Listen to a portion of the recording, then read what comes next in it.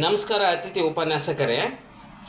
ಹೋದ ಬಾರಿ ಒಂದು ಆಡಿಯೋ ಬಂದಿತ್ತು, ಅದು ನಾನು ಮಾತಾಡಿದೆ, PhD ಬಂದಿದ್ದೆ ನಾವು ಮತ್ತು ನಮ್ಮ ಕೊಲಿಗ್ ಅವರು.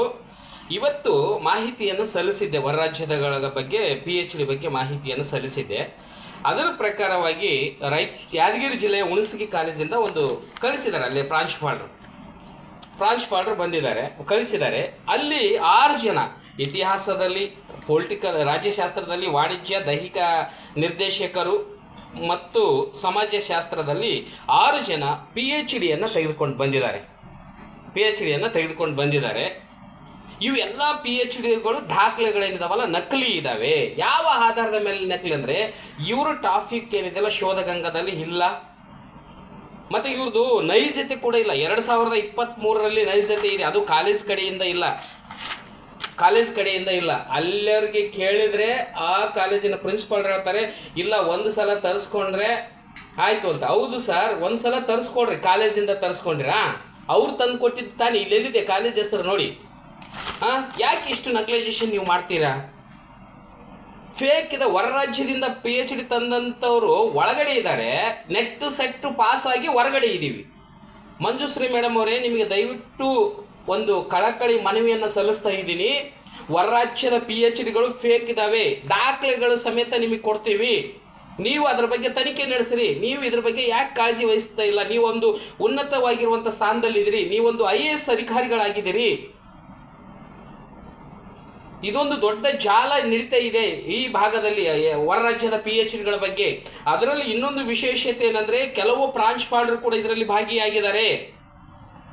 ಅದು ಯಾವ ರೀತಿಯಾಗಿ ಅಂದರೆ, ಪಾಪ ಅವ್ರು ತಪ್ಪಲ್ಲ, ಅವರಿಗೆ ನೈಜತೆ ಅಂದರೆ ಏನು ಗೊತ್ತಿಲ್ಲ. ಕೆಲವರಿಗೆ ಅವರು PhD ಏನು ಬಂದಿಲ್ಲ. ಯಾಕಂದರೆ 2009ರಲ್ಲಿ ಕೆಲವರು ಅಪಾಯಿಂಟ್ ಆದಂಥವರು 2017ರಲ್ಲಿ ಅಪಾಯಿಂಟ್ ಆಗಿ ಬಂದು ಸೀನಿಯರಿಟಿ ಮೇಲೆ ಪ್ರಾಂಶುಪಾಲರಾಗಿದ್ದಾರೆ. ಅವ್ರಿಗೆ ಗೊತ್ತಿಲ್ಲ. ಇವ್ರು ಏನಿದಾರಲ್ಲ ಅತಿಥಿ ಉಪನ್ಯಾಸಕರು, ಇವರು ಕೊಟ್ಟಿರುವಂಥ ದಾಖಲೆಗಳನ್ನೇ ಅವ್ರು ತಗೊಳ್ತಾ ಇದ್ದಾರೆ.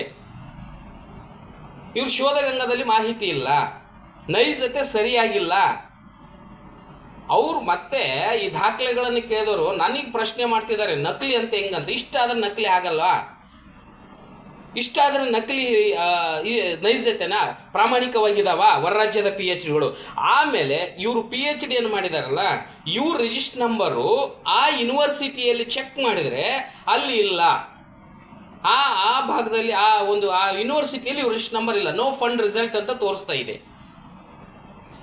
ಎಲ್ಲಿಂದ ಬರ್ತಾ ಇದ್ದಾವೆ? ಎಲ್ಲಿ ಜಾಲೆಯಿಂದ ಬರ್ತಾ ಇದ್ದಾವೆ? ದಯವಿಟ್ಟು ಇಲಾಖೆಗೆ ಮನವಿ ಮಾಡ್ತಾ ಇದ್ದೀನಿ. ಇದು ಅತ್ಯಂತ ದೊಡ್ಡ ಮಟ್ಟದಲ್ಲಿ ನಕಲಿ ಇದೆ PhDಗಳ ಬಗ್ಗೆ. ನೀವು ಯಾಕೆ ಗಮನವನ್ನು ಕೊಡ್ತಾ ಇಲ್ಲ ಇಲಾಖೆ? ನೀವು ತನಿಖೆ ನಡೆಸ್ರಿ ಮೇಡಮ್. ಈಗ ತನಿಖೆ ನಡೆಸಿ ಏನಾದರೂ ಒಂದು ಉತ್ತಮವಾಗಿರುವಂಥ ಕಾನೂನನ್ನು ಜಾರಿಗೆ ತರ್ಬೋದಲ್ಲ ಈ ನಕಲಿ PhDಗಳ ಬಗ್ಗೆ. ಆಮೇಲೆ ದಯವಿಟ್ಟು ಉನ್ನತ ಶಿಕ್ಷಣ ಸಚಿವರು ಸಾಹೇಬ್ರೆ, ನಿಮಗೆ ಹೇಳ್ತಾ ಇದ್ದೀನಿ, ನೀವು ಯಾಕೆ ಸುಮ್ಮನೆ ಕುಂತೀರಿ? ಎಲ್ಲರೂ ಪ್ರಶ್ನೆ ಮಾಡ್ತಾ ಇದ್ದಾರೆ, ಈ ನಕಲಿಗಳಿದ್ದಾವೆ ಹೊರ ರಾಜ್ಯದ PhDಗಳು ಅಂತಂದರೆ ನೀವು ಯಾಕೆ ಸುಮ್ಮನೆ ಕುಂತಿದ್ದೀರಿ? ನೀವು ಯಾಕೆ ಇದ್ರ ಬಗ್ಗೆ ಕ್ರಮ ಕೈಗೊಳ್ತಾ ಇಲ್ಲ ಈ ನಕಲಿ ಬಗ್ಗೆ? ಆಯಿತು, ತಂದಿದಾರ, ಈಗ ನಿಮ್ಮ ಇಲಾಖೆನ ಎಡಿಟ್ ಆಪ್ಷನಿಗೆ ಬಿಟ್ಟಿದೆಯಲ್ಲ, ತಪ್ಪನ್ನು ತಿದ್ದುಪಡಿ ಮಾಡ್ಕೊಂಬಿಡ್ಲಿ, ತಪ್ಪು ಮಾಡ್ಲಾರ್ದ ಯಾರಿಲ್ಲಲ್ಲ. ಆದರೆ ಇನ್ನೊಂದು ವಿಚಿತ್ರ ದುರಂತ ಏನಂದರೆ, ಇವ್ರು ಹೊರ ರಾಜ್ಯದ PhDಗಳು ಹೆಂಗಿದ್ದಾರೆ ಅಂದರೆ, ಏನೋ ದೊಡ್ಡದಾಗಿ ನಾನು PhD ಮಾಡಿದ್ದೀನಿ ಒಂದು ತಿಳ್ಕೊಂಬಿಡ್ರಿ. ಹೊರ ರಾಜ್ಯದಿಂದ ಕೆಲವ್ರಿಗೆ ಹೇಳ್ತಾ ಇದ್ದೀನಿ, ಎಲ್ಲರಿಗೆಲ್ಲ ಹೊರ ರಾಜ್ಯದಿಂದ ತಂದಂಥವರಿಗೆ PhDಗಳನ್ನು ತಂದಾರ ಅಂತಾರೆ ಹೊರತು PhD ಮಾಡ್ಯಾರಂತ ಅನ್ನಲ್ಲಿನ. ಮುಂದೆ ಮತ್ತೆ ದೊಡ್ಡ ಗರ್ವದಿಂದ ಡಾಕ್ಟರ್ ಅಂತ ಹೇಳ್ಕೊಳ್ತೀರಿ ನೀವೆಲ್ಲ. ಇಲ್ಲಿ ಪ್ರಾಮಾಣಿಕವಾಗಿ ಮಾಡಿದಂಥವ್ರು ನಮ್ಮ ರಾಜ್ಯದಲ್ಲಿರೋರು ಎಲ್ಲಿದ್ದಾರೆ ಏನೋ ಅದು ಗೊತ್ತಿಲ್ಲ. ಈ ಥರವನ್ನು ಮಾಡಬೇಡ್ರಿ, ದಯವಿಟ್ಟು ಇಲಾಖೆ ಇದನ್ನು ಗಮನ ಹರಿಸಬೇಕು. ಆಮೇಲೆ ಇನ್ನೊಂದು ವಿಶೇಷ ಮನವಿಯನ್ನು ಕಳಕಳಿ ಅಕ್ಷಯ ಸಂಘಟನೆಗೆ ಕಾಂತಕುಮಾರ್ ಸರ್ಗೆ ಒಂದು ಮನವಿಯನ್ನು ಮಾಡ್ತೀನಿ. ಸರ್, ನಿಜವಾಗ್ಲೂ ಈಗ UGC ಪರವಾಗಿ ನೀವು ಹೆಂಗೆ ಹೋರಾಡ್ತಾ ಇದ್ದೀರೋ, ನಕಲಿ ದಾಖಲೆಗಳ ಬಗ್ಗೆ ಸ್ವಲ್ಪ ಗಮನ ಕೊಡಿ. ಕಾಂತಕುಮಾರ್ ಸರ್ ಅವರಿಗೆ ಒಂದು ಮನವಿಯನ್ನು ಸಲ್ಲಿಸ್ತಾ ಇದ್ದೀನಿ. ಫೇಕ್ ಇದ್ದಾವೆ, ಈ ಫೇಕನ್ನು ನಾನು ನಿಮಗೆ ದಾಖಲೆಗಳು ನನ್ನ ಹತ್ರ ಇದ್ದಾವೆ, ಅವುಗಳನ್ನು ಕೊಡ್ತೀನಿ. ಆಮೇಲೆ ಯೂನಿವರ್ಸಿಟಿಗಳಲ್ಲಿ ಕೂಡ ಚೆಕ್ ಮಾಡ್ತೀನಿ. ನನಗೆ ಇವು ಫೇಕ್ ಇದ್ದಾವಂತೆ ನಾನು ಒಬ್ಬನೇ ಡಿಸೈಡ್ ಮಾಡೋಕ್ಕಾಗಲ್ಲ, ಇಲಾಖೆಗೆ ಒಪ್ಪಿಸ್ತೀನಿ. ನನಗೆ ಅನುಮಾನ ಇದೆ ಇವುಗಳು ಫೇಕ್ ಇದ್ದಾವೆ ಅಂತೇಳಿ ಕೇಸಿ, ಅದು ಇಲಾಖೆಯನ್ನು ನಿರ್ಧಾರ ಕೈಗೊಳ್ಳಿ. ಇದನ್ನು ಎಲ್ಲರೂ ನಿಮ್ಮ ಸಹಕಾರ ಇರಲಿ ಅಂತ ಹೇಳ್ತಾ ಇದ್ದೀನಿ.